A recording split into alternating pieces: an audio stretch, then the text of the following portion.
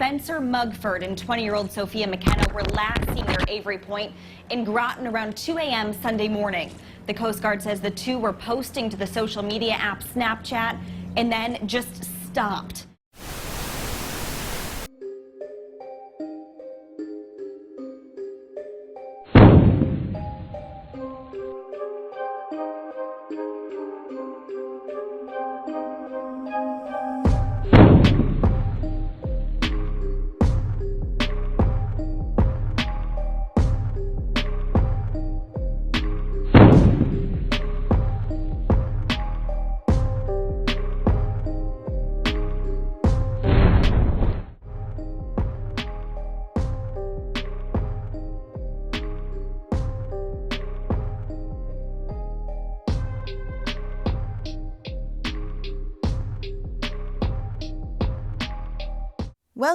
Welcome back, and thanks for being here.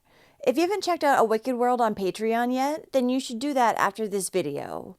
Not only does it help the channel if you sign up, because YouTube demonetizes many of my videos, but you'll also get access to more than 30 exclusive Patreon-only cases, with new ones being added each month. So in the case I'll be telling you about today, two friends decided that late one night they wanted to check out a haunted lighthouse, one where they weren't supposed to be trespassing. But the friends would venture out there anyways, and only minutes after making it to the lighthouse, they would both disappear. Sofia McKenna was born on July 3, 1996 to her mother, Michelle McKenna, and her father, Jeff McKenna, and she lived in North Stowington, Connecticut. Sofia had one brother and one sister. She was said to be loving, kind, adventurous, smart, funny, and feisty. She was additionally known to live life to its fullest, and Sofia loved helping others. In 2018, Sofia had graduated from massage therapy school, and she had become a licensed massage therapist. She was also considering applying for nursing school. Sofia loved drawing, going to the beach, and spending time with her 6-year-old little sister. Now, Sofia had met Spencer Mugford while they were both working at the Red Door Salon and Spa, an upscale day spa located at the Mystic Marriott Hotel in Groton. They dated at one point, but Sofia had since gotten back together with her ex-boyfriend, Austin Perro. Despite this, Sofia and Spencer had remained friends. Now, Spencer Mugford had been born on July 3, 1997, exactly a year after Sofia, to his parents, Charles and Bevan Mugford. He was a big nature lover, and he was always going boating, fishing, and hiking. Spencer loved helping animals, and he had shown up at home on occasion with snakes, wounded deer, injured birds, and alligators when he was younger. He was said to be kind, passionate, caring, and full of life. Spencer had attended school at the University of Connecticut's Avery Point campus in Groton, Connecticut. At the beginning of Memorial Day on May 26, 2018, 21-year-old Sofia and 20-year-old Spencer decided to head to the New London Ledge Lighthouse, which is a spooky destination that's rumored to be haunted by the ghost of an anguished keeper who jumped to his death.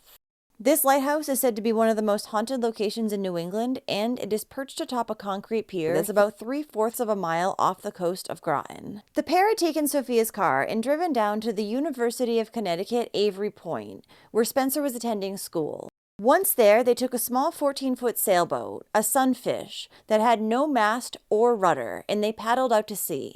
Now, a sunfish is a very small boat that is used to teach just the basics of sailing. It's the most inexpensive sailboat available and can't fit any more than 2 people on it.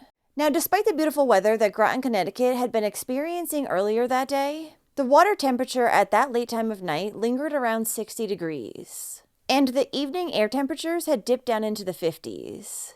Before they had set off on their adventure, Sofia had left her cell phone inside her locked car that was parked on campus. And Spencer had left his shoes, keys, and wallet located inside a sailboat that was at the marina. Shortly before 2 a.m., Sofia used Spencer's phone to post a Snapchat to her account. It showed him paddling the boat as they neared the lighthouse, and Sofia playfully tells Spencer to hurry up and get them there. Yo, we're out here in the ocean with a... That is the land. Like, we still have to get to there. Wait, where? Oh, we're almost there. Now, the two had been drinking as well as smoking marijuana throughout the night, which potentially added to the tragedy that was soon to unfold.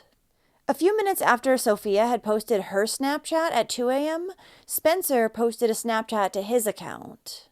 It was a picture of Sofia standing at the lighthouse, and on the ledge was written, "No trespassing."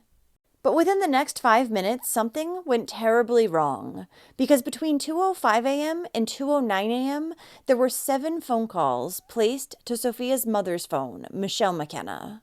Michelle, however, never answered because she'd been sleeping, and her Do Not Disturb was automatically turned on. And since Spencer wasn't in her contacts, her phone never rang. However, when she hadn't answered, Sofia never left a single voicemail, and she did not go on to call 911 either. Now, no one would notice that Sofia and Spencer were missing for about another 15 hours. After Spencer had failed to show up at his brother's high school graduation, his parents had contacted the police. And Sofia was supposed to have plans that day with her boyfriend, Austin Perro. They were planning on going to the outlets at Foxwoods Casino that afternoon. When Sofia never showed up to meet Austin, he began calling her over and over. But after calling her for hours with no answer, Austin decided to contact her mother, Michelle. But Michelle had not heard from her daughter either, and it was only then that she noticed she had several missed calls from an unknown number. And upon hitting redial, it went directly to Spencer's voicemail. This made Michelle panic. The reason she hadn't seen these missed phone calls earlier in the day was because she had actually let her younger daughter play with her phone and therefore had missed the notifications first thing in the morning. Michelle went on to file a missing persons report for Sofia while Austin contacted local hospitals. The Snapchat posts from both Sofia and Spencer's accounts would help authorities narrow down the pair's last known location. And the Groton Police Department notified the Coast Guard at 6 p.m. A team was immediately deployed to look for Sofia and Spencer.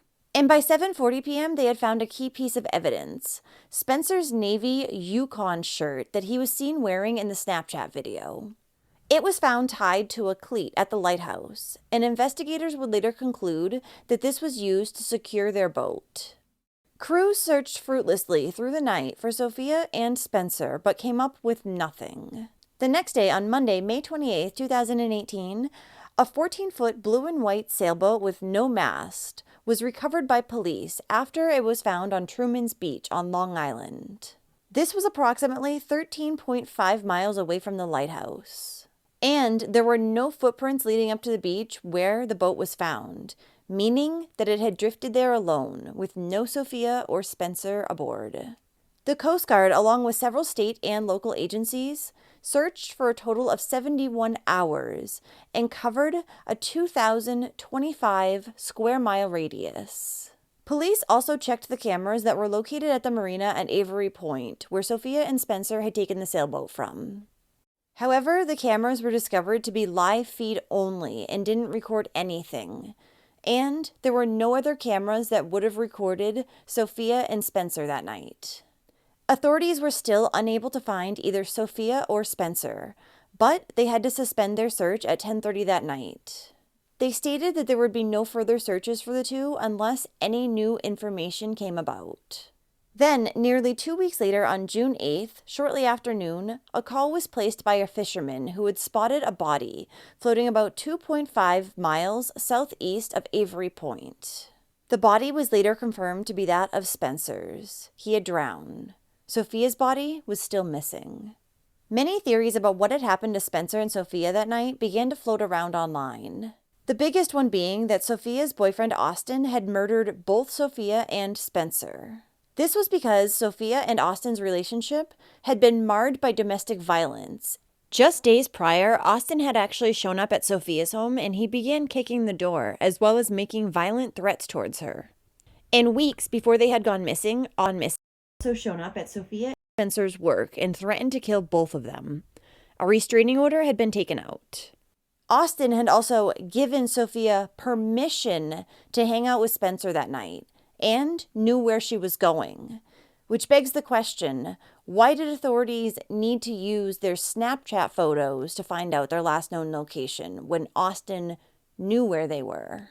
But the thing is that Spencer's cause of death had been ruled as accidental drowning, with no signs of human-induced trauma. Regardless, Sofia's mother, Michelle, still faced harsh criticism online when she said that she believed Austin had nothing to do with her daughter's disappearance. She stated that she had never suspected him because Austin had immediately gone to the police and offered his assistance, as well as offered him his cell phone for them to search. There's also the theory that a violent incident between Sofia and Spencer was what led to their deaths that night. However, there's no history whatsoever of violence between the two, and they were just friends to begin with. On top of that, Sofia looks extremely happy in the last picture that was taken of her, just before the incident occurred. Michelle, along with many others, however, could not understand why Sofia had never called 911. The most likely reason was because Sofia didn't want to involve the police because she and Spencer had been trespassing at the lighthouse that night, and they had taken the sailboat from the marina without anyone's permission. She had likely underestimated the severity of the situation at the time, and then called her mother over and over again.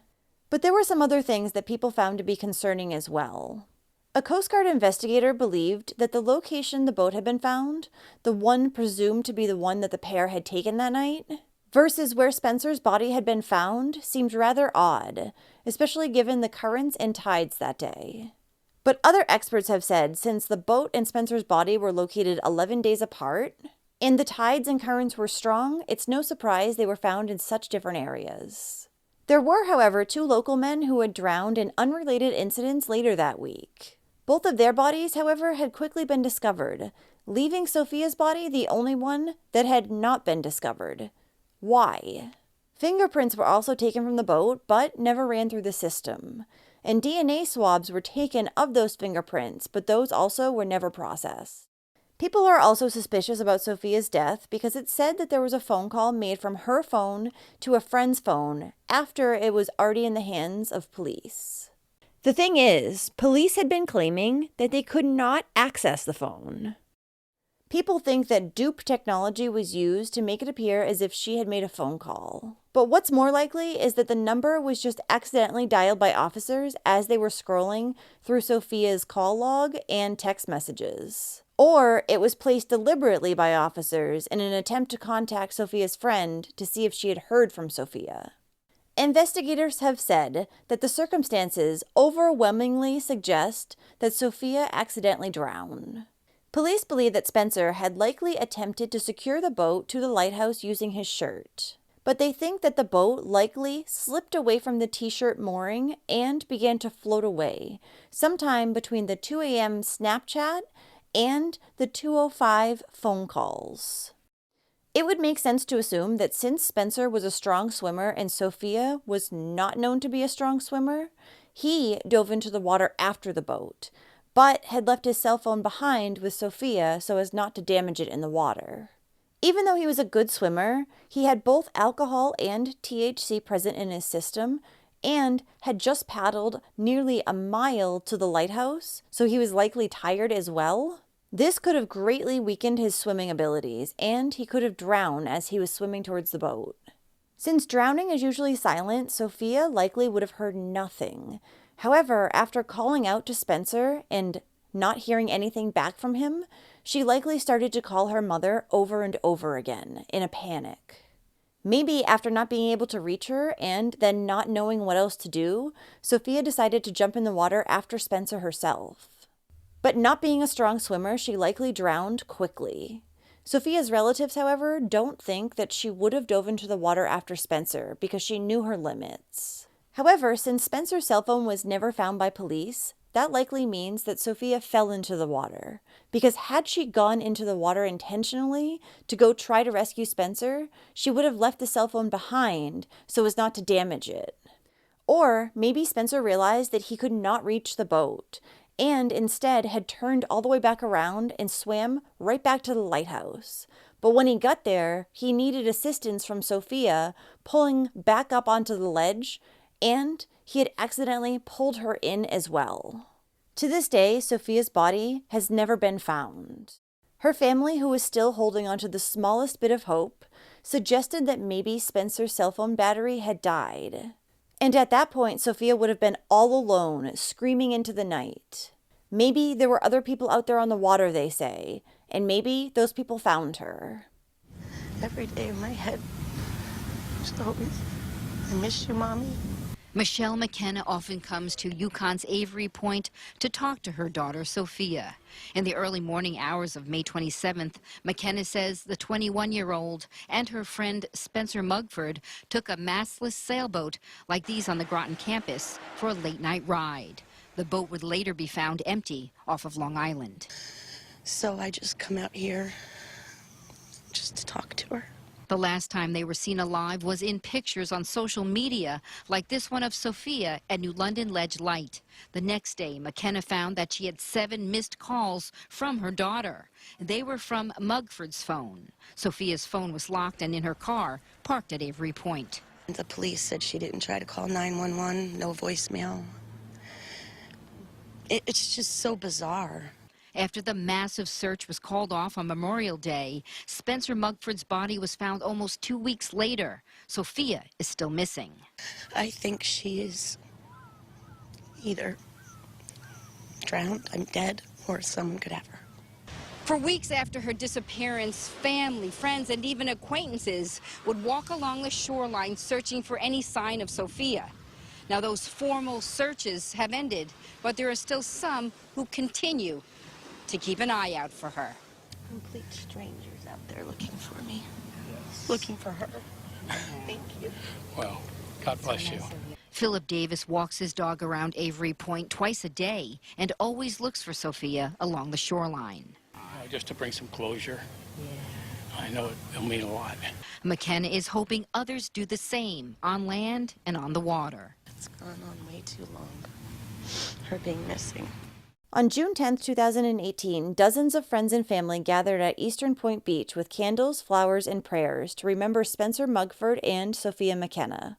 Spencer's memorial service was held on Saturday, June 9, 2018, at the Watch Hill Chapel in Westerly, Rhode Island. The Spencer Mugford Memorial Fund was also established in order to raise funds to build an outdoor environmental educational classroom in Spencer's honor to allow his passion for the environment to live on in future generations. Sofia's mother even wrote a heartbroken message on social media to Spencer saying, "May your soul rest in peace. My most heartfelt sympathy to his family and friends. Spence, thank you for being such a good friend to Sofia." Sofia's family wants her to be remembered as the free-spirited, resilient young woman that they knew and loved. Her mother, Michelle, is still desperate for answers as she still has no body to bury. In April of 2022, she began working with a private investigator who offered to consult on Sofia's case pro bono through his agency, in an effort to help Michelle and the rest of Sofia's family get some resolution. Michelle said about her daughter Sofia, "She was my wild child. We had so many good memories, and we were best friends."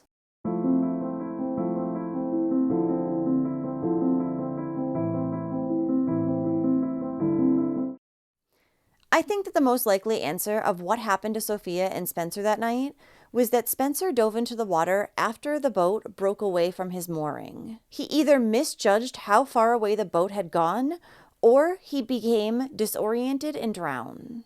Then Sofia, who was panicked from not hearing from Spencer and her mother not answering the phone, had accidentally slipped into the water. And it's possible that her body has still not been found after all this time because the tides just brought it further and further out to sea. What do you think? What happened to Sofia and Spencer that night? And why has Sofia's body never been found?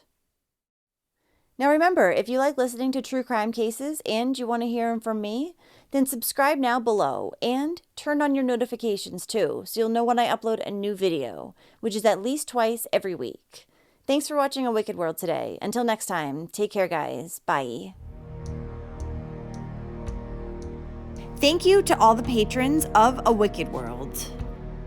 Now, there's even more of A Wicked World on Patreon. So check it out at patreon.com/awickedworld or use the Patreon app. You'll have access to exclusive videos each month and more. Any support truly helps to make sure the victims never get forgotten and to highlight the shortcomings of society associated with each case.